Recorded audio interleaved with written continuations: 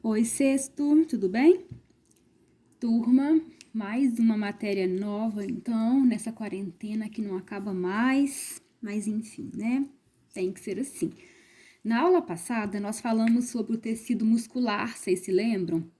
Nós falamos que o tecido muscular, ele é formado por células alongadas, cuja função é movimento, porque é um tecido que contrai e que relaxa. E nessa brincadeira de contrair e relaxar, forma-se o movimento.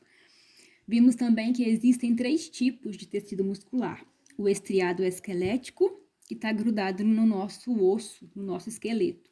O estriado cardíaco, que existe no coração, e o músculo liso, que existe em alguns órgãos, por exemplo, os órgãos do sistema digestório, a bexiga urinária, o útero. Ele também existe nos vasos sanguíneos. E são tecidos importantíssimos porque contêm muitas proteínas e ajudam a movimentar o nosso organismo. Hoje, nós vamos falar sobre o tecido epitelial. Epitelial. E já quero que vocês não confundam. Tecido epitelial não é a pele, porque pele é órgão. O tecido epitelial, lembra da definição? Tecido é uma estrutura formada de várias células. Então, o tecido epitelial, ele tem por função principal revestir superfícies do corpo.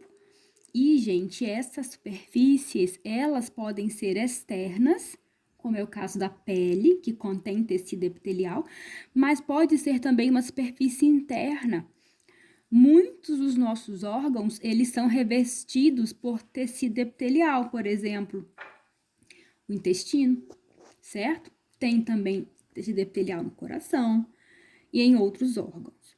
Então, onde que eu posso encontrar o tecido epitelial? O tecido epitelial, gente, ele é encontrado na pele, ele é parte da pele, mas quero lembrar que a pele é órgão, então pele não é somente tecido epitelial. Eu também encontro esse tecido epitelial nos órgãos internos, como é o caso do intestino, nos vasos sanguíneos, revestindo as superfícies internas de alguns órgãos e dos vasos sanguíneos. Uma característica importante desse tecido, nós vimos que o muscular, ele possui células alongadas. Já o tecido epitelial, ele possui células, gente, que nós chamamos de células justapostas. Significa que essas células, elas são unidas. Dá uma olhadinha aqui pro desenho. Eu esquematizei 4 células do tecido epitelial e eu quero que vocês reparem e atentem que entre uma célula e a outra, perceba, não existe espaço. Essas células, elas estão muito grudadas. Eu digo que elas são justapostas, elas são unidas. Por quê, gente? Porque uma das funções do tecido epitelial não é revestir. Então, esse revestimento, ele também gera uma barreira contra invasores, que são bactérias, por exemplo, e também funciona contra a perda de água. Então, imagine que aqui eu tenho um meio interno, imagine que aqui é o interior do meu corpo, e aqui é o meio externo, aqui é o ambiente. Imagine que esse tecido epitelial está fazendo parte da nossa pele.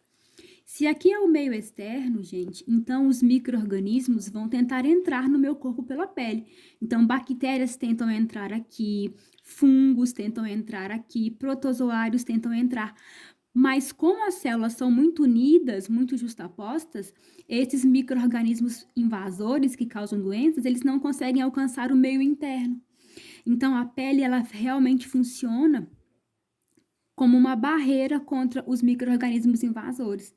Por que que ela funciona? Porque ela é formada de tecido epitelial, que tem por característica possuir as células muito unidas e nos proteger. O mesmo acontece com a perda de água. A gente sabe que nosso corpo tem muita água, nós somos aproximadamente 70% de água. Então, aqui no meio interno, nosso corpo está cheio de água. E essa água, ela tende a sair. Ela tende a vir para o meio externo, porém, quando essa água entra em contato com o tecido epitelial, onde as células são muito juntinhas, essa água, mesmo que queira deixar o meu corpo, ela não consegue, porque ela não vai ter por onde passar, já que as células são muito unidas, muito justapostas. E isso é muito importante, porque se a água do nosso corpo conseguisse passar por entre as células do tecido epitelial que existe na pele e alcançarem o ambiente, a gente poderia morrer desidratado. E não é o que acontece. Esse tecido, ele funciona como uma barreira contra a perda de água também. Certo?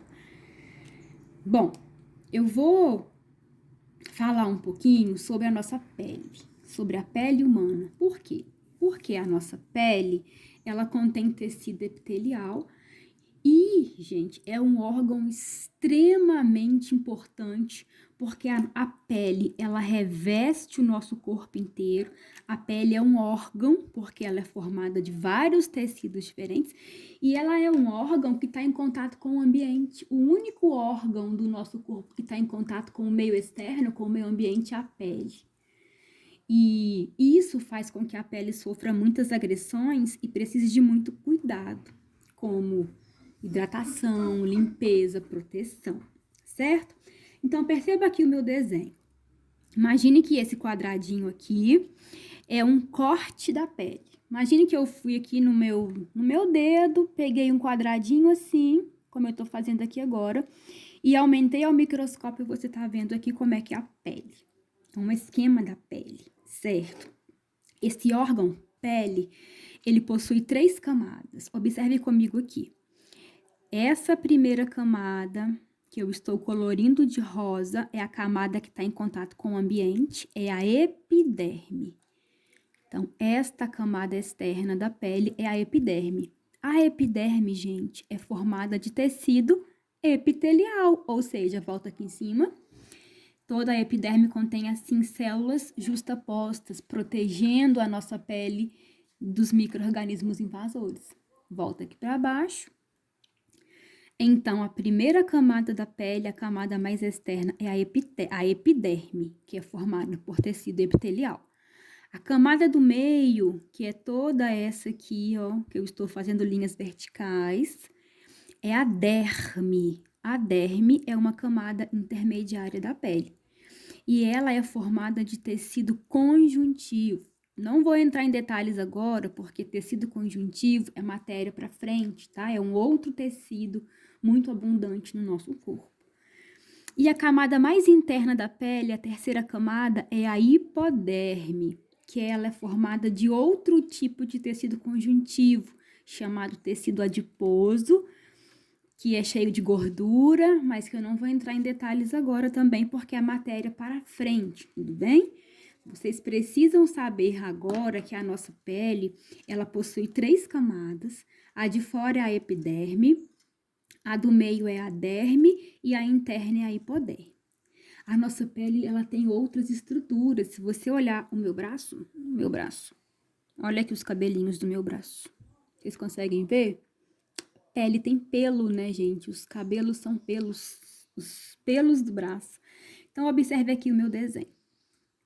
Observe essa estrutura aqui, ó, que eu fiz de caneta preta. Ela começa aqui na hipoderme, perceba. Ela passa pela derme, pela epiderme e alcança o lado externo da pele.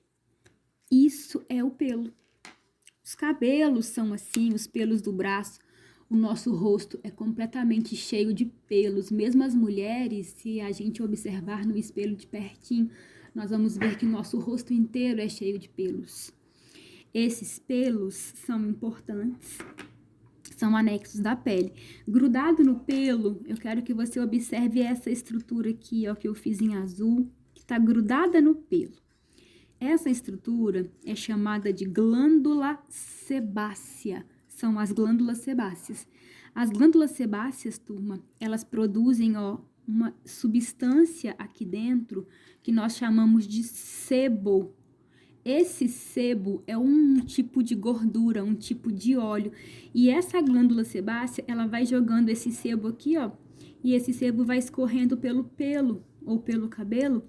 E é esse sebo que faz o cabelo ficar sedoso, brilhoso. Quando você olha uma pessoa com aquele cabelo assim sedoso, com brilho, esse brilho ele vem dessa gordura, desse sebo que as glândulas sebáceas produzem. Quando o cabelo é um cabelo muito seco, é porque tá faltando essa lubrificação, tá faltando essa gordura que a glândula sebácea produz, tá faltando, a glândula sebácea está produzindo em pequena quantidade e o cabelo tá muito seco, certo? Quando a pessoa tem as glândulas sebáceas funcionando excessivamente, produzindo muito sebo, aí o cabelo fica até oleoso, ceboso. Você olha a cabeça da pessoa, os cabelos estão grudando de tanta gordura, né? A gordura vem daqui, dessas glândulas sebáceas. E o mesmo acontece com a pele, quando a pessoa tem aquela pele oleosa, que você passa o dedo assim no nariz e o seu dedo brilha. De onde que veio aquele óleo? Veio da produção das glândulas sebáceas, certo? Depois você vá até o espelho e observe seu cabelo, se é um cabelo sedoso ou se é um cabelo seco. E me conta depois. Bom, na pele também tem uma outra estrutura que eu também fiz aqui de azul, ó. Essa estrutura também é uma glândula, ela está dentro da derme e ela tem um ducto, um canal, que libera uma secreção aqui para a epiderme. Essa glândula é a glândula sudorípara. A glândula sudorípara, gente, é a glândula que vai produzir, que vai eliminar o suor. O suor é uma mistura de água mais sal. O suor é salgado. Quando a gente está com muito calor, a nossa pele começa a eliminar as substâncias que estão aqui, ó, dentro das glândulas sudoríparas, e aí essa substância vai sair aqui na epiderme, e isso aqui é o nosso suor. Essa glândula, ela ajuda a retirar o calor do meu corpo. Por exemplo, quando eu estou numa atividade física na escola, que eu tô com calor, eu começo a suar, certo? Por quê? Porque o meu corpo esquentou e não pode esquentar, porque me prejudica. Então, junto com a água e o sal, também sai o calor pelas glândulas sudoríparas. Certinho? Observe que na pele a gente também possui nervos. Então, nós conseguimos sentir pela pele o frio, o quente, o rugoso, o liso, a dor. A gente tem artérias e veias, então a pele é um órgão irrigado. Ok? Bom, era isso. Espero que vocês tenham entendido um pouco da nossa pele, que a nossa pele é um órgão com 3 camadas de tecidos diferentes, que o epitelial tá aqui na epiderme. A nossa pele tem pelos que caracterizam os animais mamíferos. Junto aos pelos tem as glândulas sebáceas que produzem o sebo. O sebo é uma estrutura, é uma substância que vai lubrificar o pelo, lubrificar a pele. Também temos as glândulas sudoríparas que vão eliminar o suor. O suor é uma substância que tem água e sal, que tem por função também retirar o calor do nosso corpo. Certo? Um abraço e até a próxima aula.